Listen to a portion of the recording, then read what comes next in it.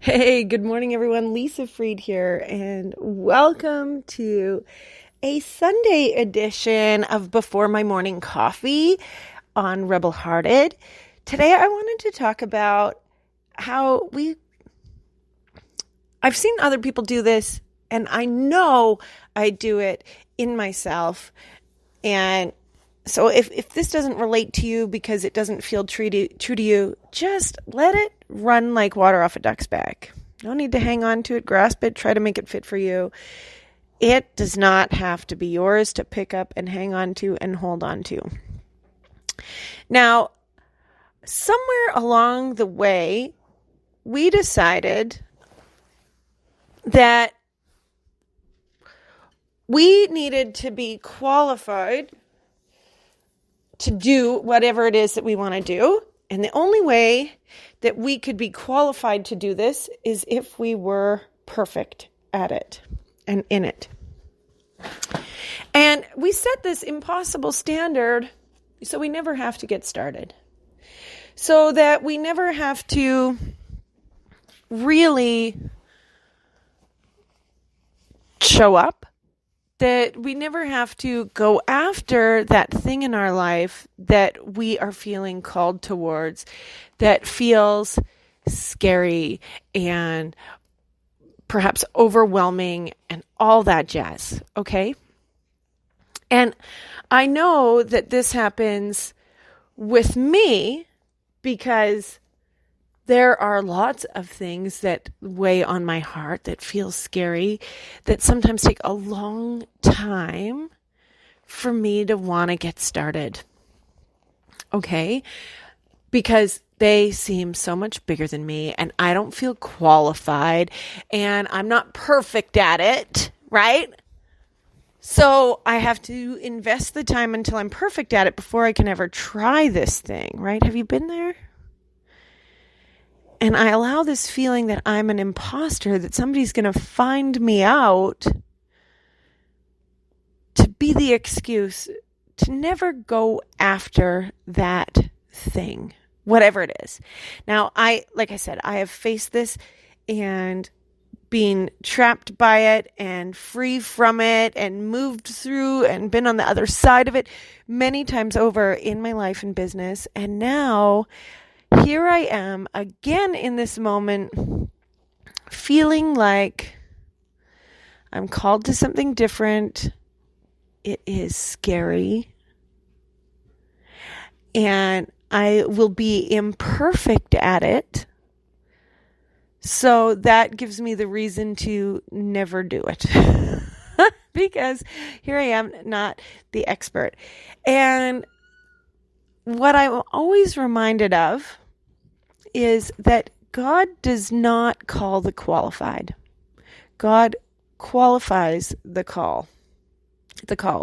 So God puts this purpose on your heart, nudges you towards it, and gives you everything that you need to fulfill it. Now, sometimes we misinterpret along the way. Sometimes things shift and change because that's what happens in life. We shift and we change and we grow and experience new things and all this goodness. But we have room to make mistakes, you know? In almost every single area of our lives, we have room to make mistakes. And as long as we have a willingness to acknowledge, whoops, that didn't work, or I better try this again, or let me learn something new, we have the capacity to rise above this feeling of imposter syndrome and remember and find peace in the fact that God is going to qualify us along the way because God is the one that put this call on our hearts.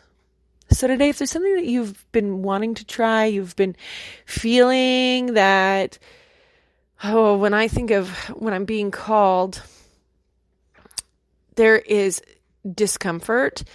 There's kind of a feeling of unrest, of not being satisfied by where I am, and this yearning for more. Usually that is a soul call, and God put that there. Then can we find it in ourselves to have faith and to trust that God's going to bring us to and through every circumstance that will line us up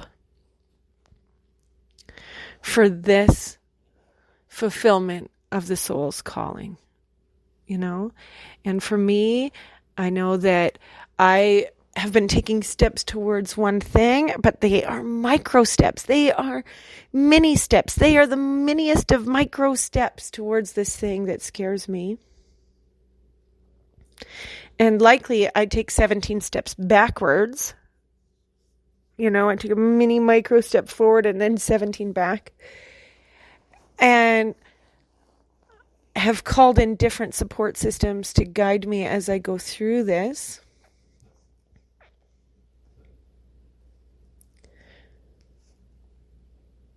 But I know that I will get there with this willingness for God's will and not my will, that I will move forward into this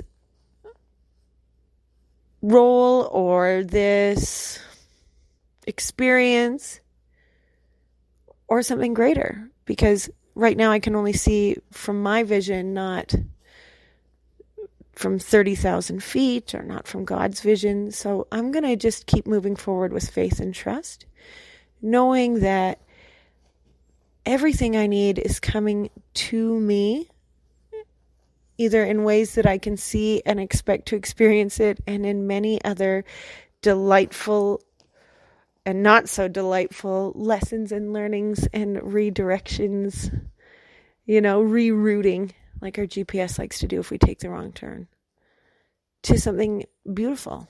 So I'm going to do this. I invite you to do the same. I'd love to hear what is laying on your heart and what you're being asked to experience. And I look forward to speaking with you again soon. Send me a message wherever you're listening. Leave me a comment. Send me a message on Facebook, Lisa Fried Tea, or on my email, friedtealisa@gmail.com. And who knows, maybe we can have a chat about this over a cup of coffee, which I'm about to enjoy right meow.